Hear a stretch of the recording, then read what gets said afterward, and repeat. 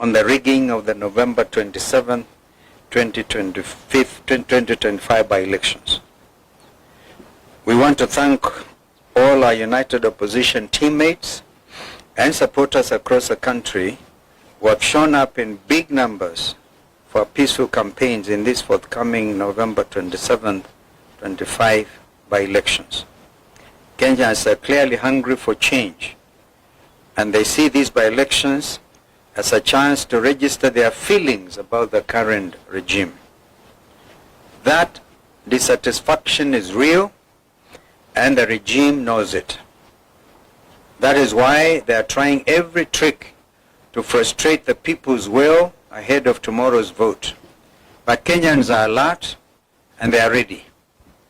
From the mountain to the lake, from the ocean to Kisii, the message is the same, #Guantam.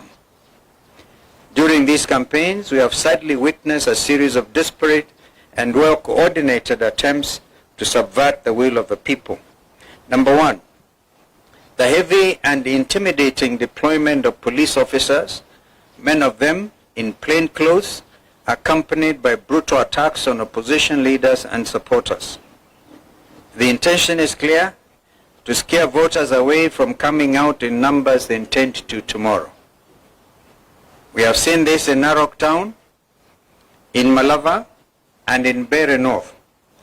Unmarked famous Subaru foresters have been roaming Chicago and Malava not to protect citizens, but to intimidate them. This is unacceptable in a democratic nation. Number two, the shameless bribery and manipulation of voters by senior state officers, including MPs, MCAs, chiefs, PSAs, CSAs, speakers of both houses of parliament, as well as county assemblies, the prime cabinet secretary, the deputy president, and the president himself, all misusing state machinery, including government vehicles, relief food, and non-food items like mattresses and blankets meant for disaster victims. And even letters of appointment to Kenyan embassies issued in public barazas. I think we have all seen this. This is a misuse of public trust and public resources. Call it plainly abuse of office by this current regime. Number three, we have credible information that the serialization of 820 printed ballots, that's very important, 820,000 printed ballots was not done correctly and not properly inspected. This has created a dangerous loophole for ballot stuffing through extra or unaccounted for ballots. We are further aware that 30,000 pre-marked ballots have already been dispatched to the targeted battleground areas of Magarini, Malava, and Mbeere North through compromised presiding officers. This strikes at the heart of electoral integrity. Fourth, we have seen extended and illegal campaigns conducted by regime agents well beyond the official campaign period, escorted by police officers and accompanied by hired goons. This is a deliberate attempt to tilt the playing field and subvert the will of the people. Number five, violence is being prepared and deployed as a tool to cripple these by-elections. There is a well-coordinated scheme involving sections of the police, hired goons, and compromised IEBC officials. In Malava, for example, hired goons reportedly under the command of Lugari MP Nabi Nabwera are expected to spark violence using pangas and drungus and other crude weapons. They are to be protected by police, including a special team which has already been dispatched from Nairobi and we are monitoring their movements, the infamous Subaru unit. Once voting is disrupted, compromised IEBC ballots, compromised IEBC officers and clerks are expected to use that chaos to stuff ballots. We saw this pattern during the Gen Z protests, where police did not stop goons, but actually enabled them. We have again seen police in Narok and Kabuchai captured on camera, moving goons and distributing funds. This is a betrayal of the oath to protect. Finally, ladies and gentlemen, as we stated on November 20th, there is a deliberate plan to misuse mobile phones in polling stations in ways that violate the secrecy of the ballot. The response from IBC has been weak and insufficient, with the junior officer Magarini giving a half-hearted explanation to an issue that demands the full attention of the chairperson and indeed the entire commission. Their silence deepens our concern about the integrity of this institution at this critical moment. The IBC, by failing to address the genuine concerns raised by the opposition and the media, and by neglecting to put in place the necessary remedial measures, continues to cast a long shadow over its own independence. This new commission now stands accused, not by us alone, but by its actions of presiding over a process whose credibility grows more questionable by the day. A democratic, free and fair election cannot be built on silence, on evasion or selective action. It must be anchored on justice. We therefore demand that the IBC rises to the moment and A, confronts and overcomes the challenges facing this by-election. This is the first true test of the new commission. They must either overcome these challenges or be overcome by them, squandering the little trust Kenyans still hold. The commission must assure all Kenyans that it is not entangled with broad-based masters. B, to our supporters across the country, come out in large numbers and vote for all united opposition candidates. Remain peaceful, but also remain vigilant. Document every irregularity and promptly report every form of electoral malpractice witnessed in your constituencies or in your wards. To our agents, you have been prepared for this day. Confirm that all ballot boxes are empty before voting begins.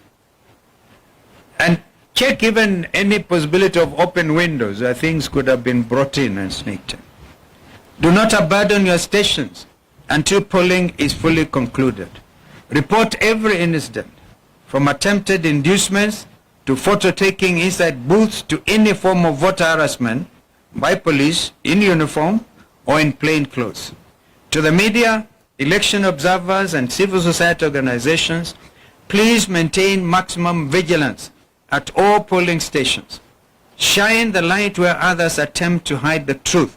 Expose every malpractice.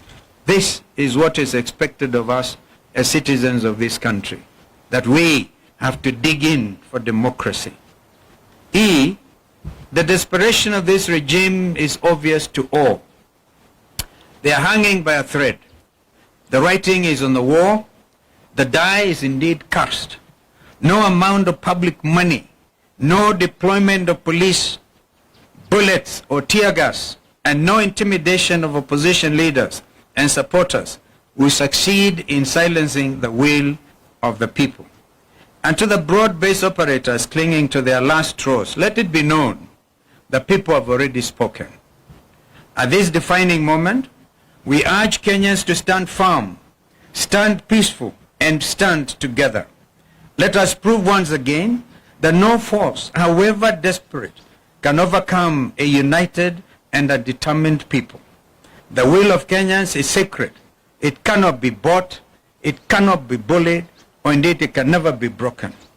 Tomorrow, let us vote with courage, guide the vote with vigilance, and move forward with faith, knowing that the truth may be delayed, but it cannot surely be denied. May God bless Kenya and all of us.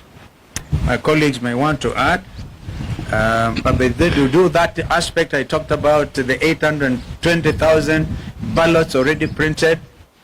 They were printed out in Greece, and the policy for by-elections has always been, you print locally. The Kenya Literature Bureau, for example, has been in that business.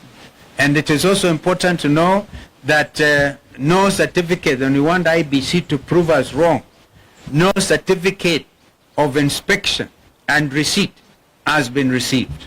So we are aware that this has been a quiet thing.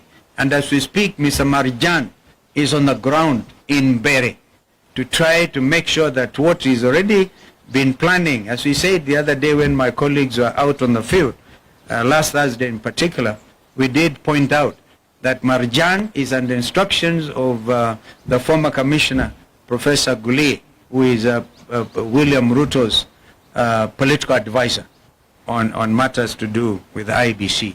So IBC, you are clearly on notice. So please, when the agents are there and the names are read out, I'll give an example.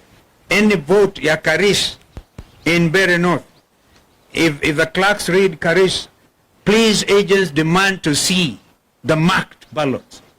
And at the end of it, before the presiding officer presses the send button, please ensure that the numbers that have been now kind of identified and announced, yeah, are also the same figure that will get now transmitted by the send button. We are saying this because we are aware in the case of Mbeere North, 15,000 ballots have already been particularly voted. They have already marked them. And so the idea is that they are going to make them, they all be met now at the constituency tallying center. And therefore, because of the lack of serialization, which you have talked about, yeah, anybody can mark and serialize everything. So we are pretty aware, and I must thank Kenyans. Kenyans are very smart. That's why my brother said they cannot be like some of our other neighbors. This is Kenya. Thank you. Thank you very much.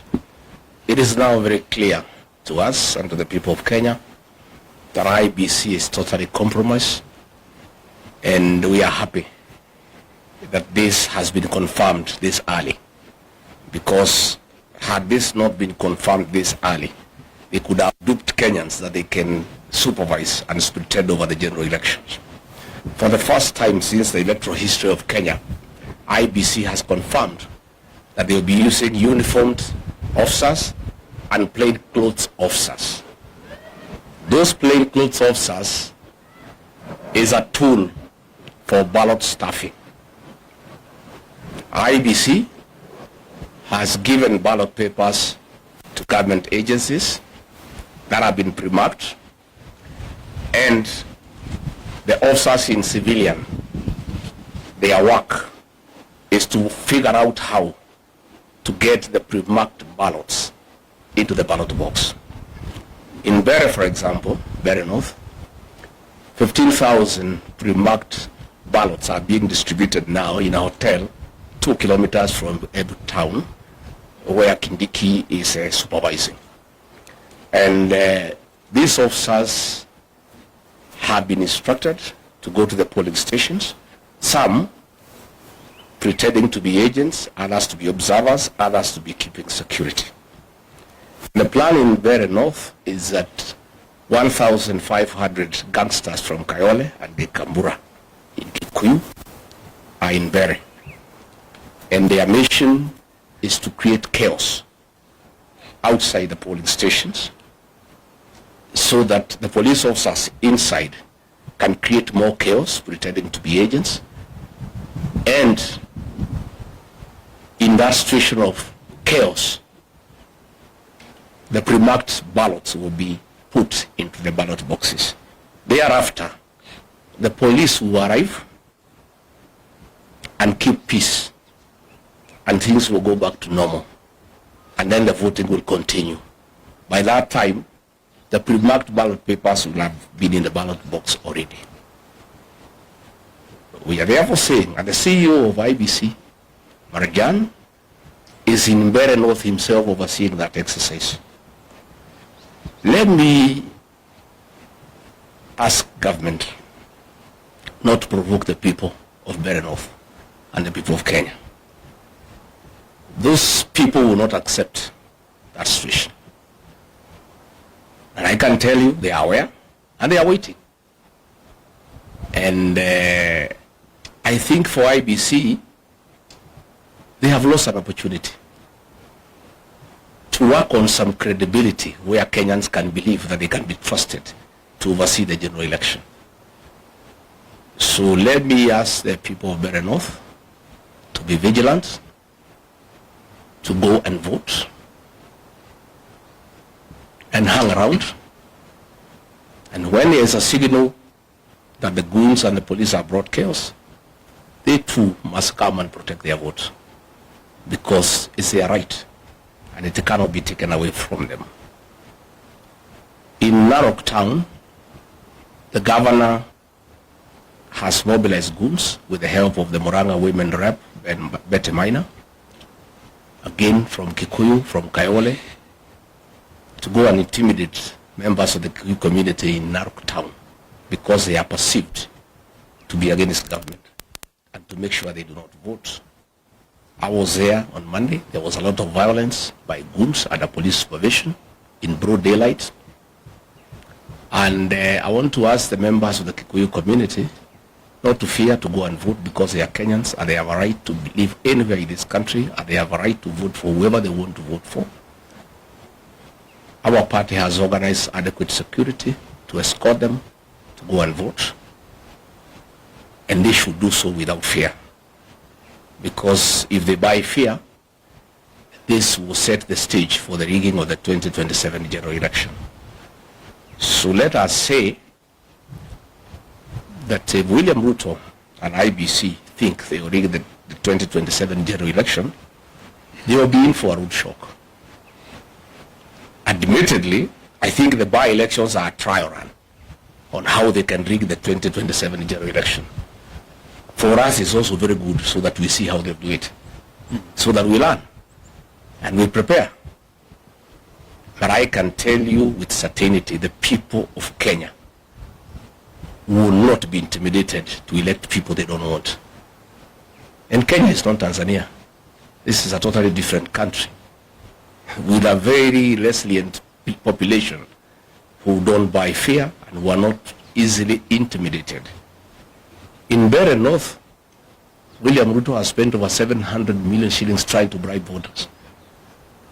And on the eve of the closure of the campaign period, the people of that area were through with that money. They want to go and vote their men, and that is why now they want to stuff the ballots. And it will not work, and it will not happen. And it is wrong for government officers sitting somewhere in a hotel outside Embu to think that they can go and stuff ballots into ballot boxes where the people live. It is very difficult. It's not easy. So we want to ask IBC not to allow officers into polling stations. And we have asked our agents to demand from the presiding officer that all agents are frisked for weapons. Nobody is supposed to carry a weapon inside a polling station unless it's an officer who is uniformed. Anybody else, whether you are an agent, whether you are an electoral official, you cannot carry a firearm inside the polling station. Those firearms are meant to intimidate the other agents, to intimidate the electoral officials, and therefore we have asked our agents to refuse the voting to begin until all people inside the polling station have been frisked for firearms, so that there are no firearms within the polling station. And I think once that has happened, voting should go on, and the counting should go on, and whoever has won should be announced. We have asked the people of Mbeere North, after voting, all of them to proceed to the tallying center in Chicago, so that they can protect their vote. Because we cannot agree a few police officers organized by government to intimidate an entire population. It is not acceptable. It cannot happen. But the most annoying thing is that IBC has the guts to print ballots and give them to government. It's so sad. And they expect anybody to believe they can carry out a free and fair general election. They are going to set this country on fire. If those ballots are introduced tomorrow across the country, successfully, because Kenyans will know, because the agents will be there, the police will use force. Those activities will be recorded, and it comes to the attention of the people of Kenya that IEBC with the government want to introduce ballot papers that are pre-marked. Kenyans will be ready. And it will not be easy. And they will set this country on very, very, very serious tension for the next 2 years. I can tell you with certainty that if they try the rigging of these by-elections, this country will be on political mood from tomorrow up to 2027, and no work will be done in this country. People will be agitated, people will be angry, and people will not accept that a government can enforce, can force leaders on them. So let me ask the people not to fear, not to be intimidated, to go out and vote and protect the vote. They must remain vigilant under all circumstances, no matter the threats, no matter the level of intimidation. This is our country. We have no other country to go to, and the right to vote is absolute, and it must be protected under all circumstances. Thank you. Thank you. Labda wenzangu wameongea Kiingereza, wacha ni seme kidogo kwa Kiswahili na nieleze Wakenya wazalendo ya kwamba tumepata habari ya njama za kuiba kura serikali hii ya broad based.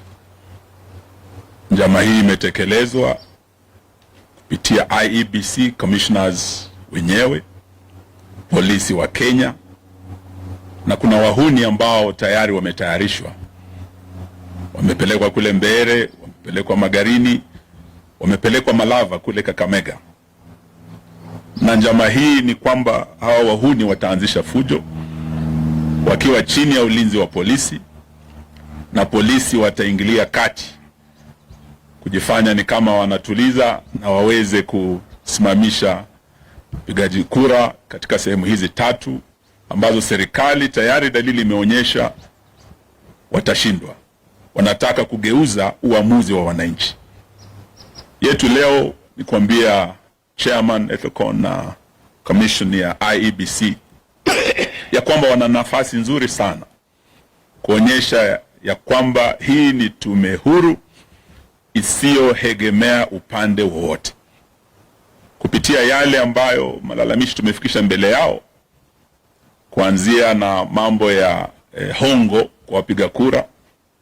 Haswa jana kumekuwa na women rep wa Kakamega, BLC Muhanda, akigawa chakula cha msaada, relief food, mchele, maharagwe, akipeana mattress na blanketi ambazo mimi nilikuwa napeana nikiwa waziri wa special programs. Wale wamepata majanga kule Turukana, mafuriko kule Nyanza na kwingineko. Hii ni chakula ya dharura kusaidia msaada wale wameumia. Sio wapiga kura, wakulima wa bidii ambao wana chakula chao, lakini wanatumia chakula cha serikali, mattress za serikali, kununua wapiga kura wapigie kura.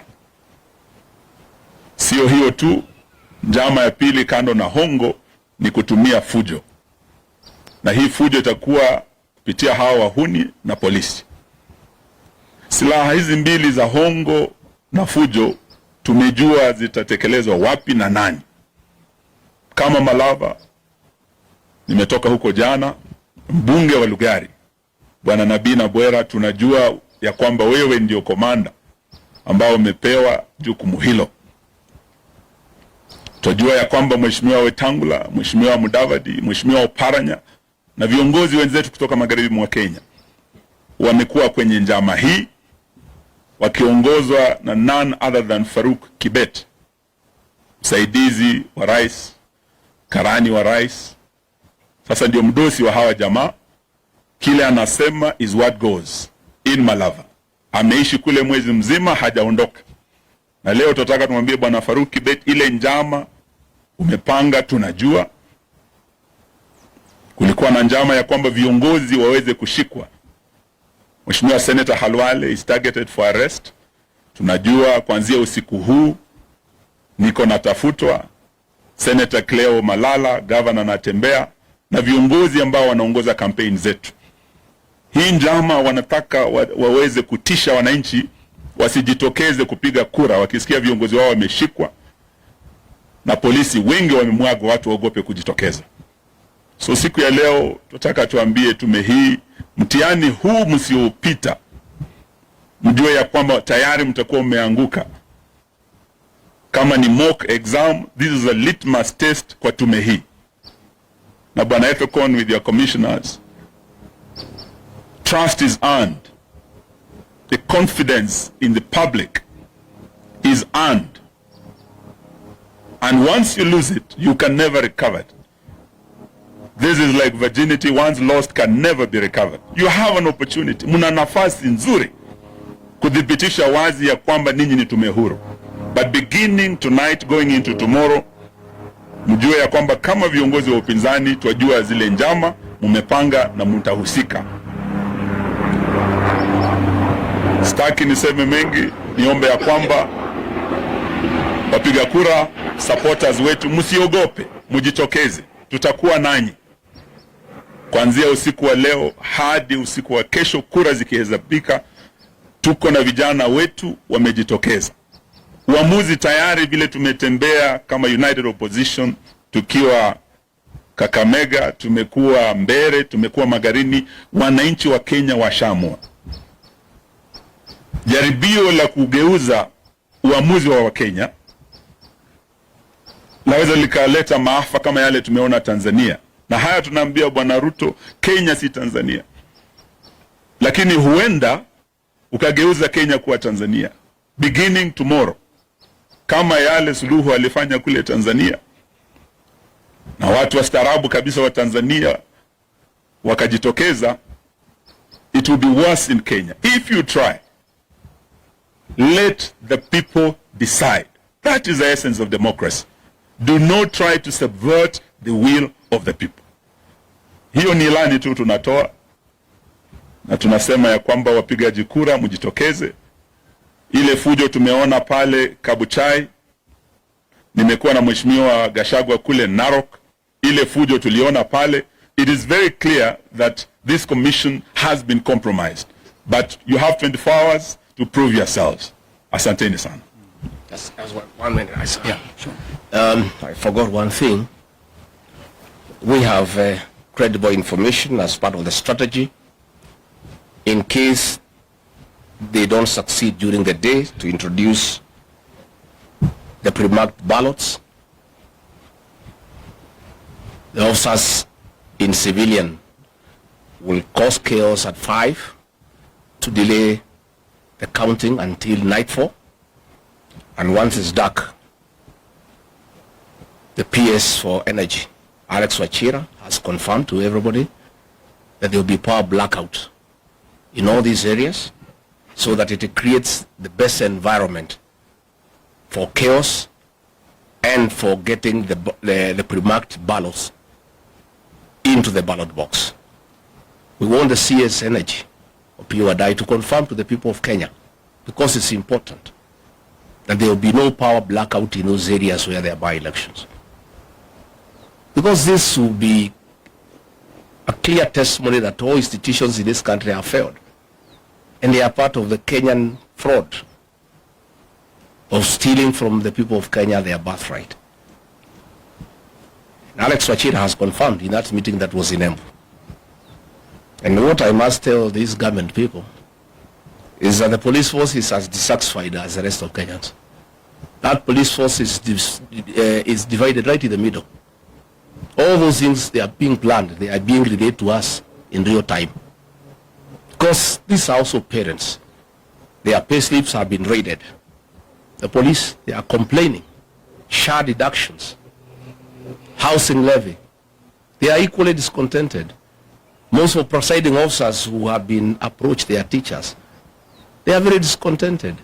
So all those things you are planning using government might is in public knowledge, and it will be relayed as it comes. So we are also asking the media finally, please keep an eye on the happenings tomorrow have your teams everywhere. You have a responsibility. This is your country, to inform the people of Kenya what is going on. Because once these things are exposed, it's a deterrent. So please let the media help the people of Kenya by having live coverage of all these by-elections, so that people of Kenya can see what's going on. And you are lucky that we have given you an update of what is happening and what to expect. So also carry rubber shoes.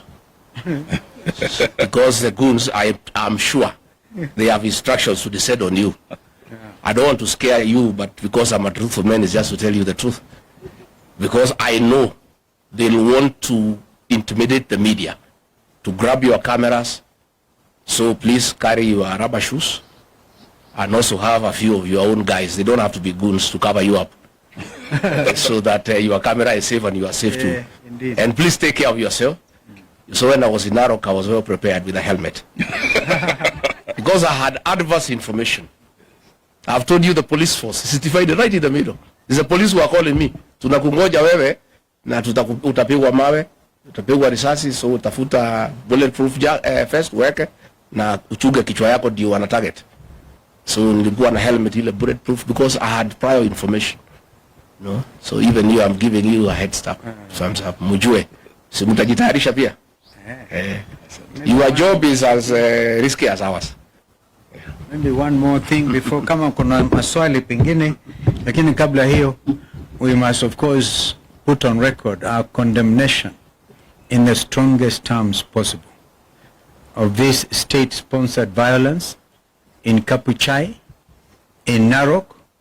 We saw some feeble attempt by IBC in Kasipul to do something, and they have been silent on these other things.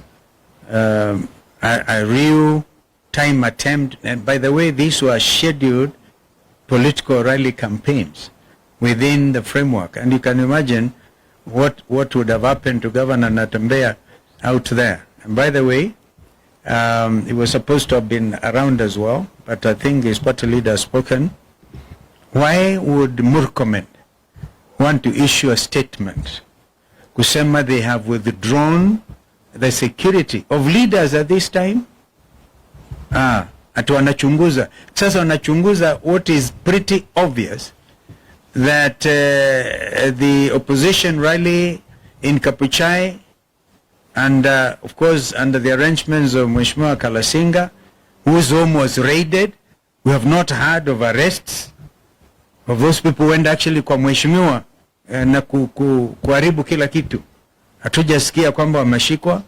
What are they trying to do by saying they're investigating? We have not heard one thing by APOA, by the way, Independent Police Oversight Authority. Even when people were stoned in Murang'a that time, peaceful things, people went all the way to police headquarters, to IPOA, make a presentation. We never heard them come back. Please, Kenyans who are in those positions, know that tomorrow you may want to get things done the way we want them done. Because you will be on the receiving end, God forbid. So we have to sort out this country while time is on our side. Kama kuna swali, because that thing about kusema tuna withdraw security leaders to investigate, and we know the perpetrators, it's actually a shameful thing by the minister in charge of the interior. I think tumemaliza mambo haya. Yes sir. Lakini pia uko na rubber shoes yako sawa?